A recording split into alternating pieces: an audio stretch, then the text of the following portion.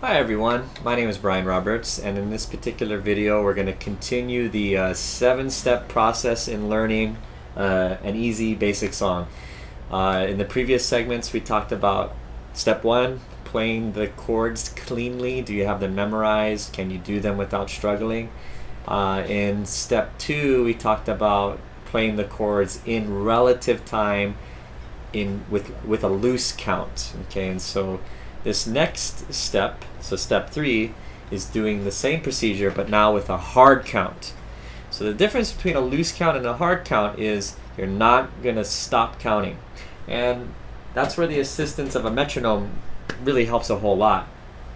We're going to do the song Stir It Up by Bob Marley, and that song goes A for one measure, and then D and E in the space of the second measure. And so on 1 of the first measure we're going to make sure that we're playing that A chord, and on 1 of the second measure and 3 of the second measure we're going to make sure we're playing D on 1 and E on 3.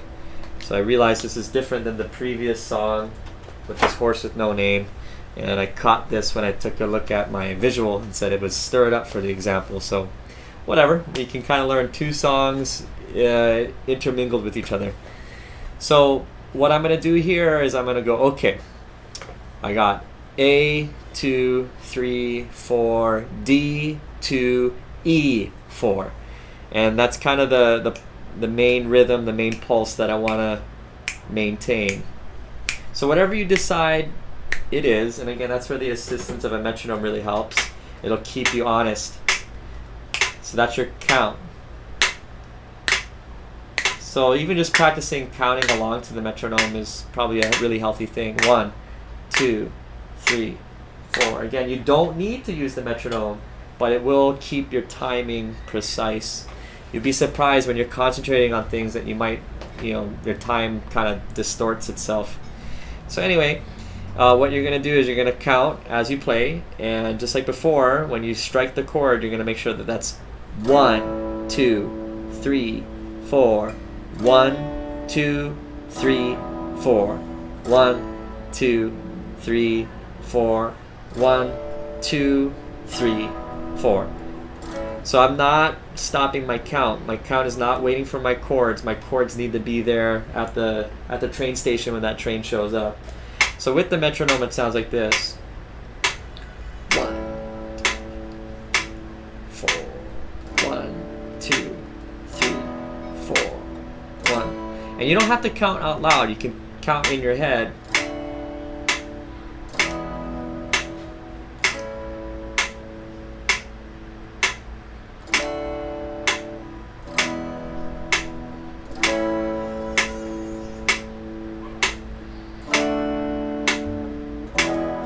So that's with using a metronome, and again you don't have to, but the difference between loose count and hard count is that your count does not stop.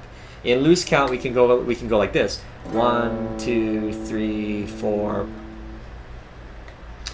1, 2, 3, 4, 1, 2, 3, 4, and that's fine when you're first learning things, but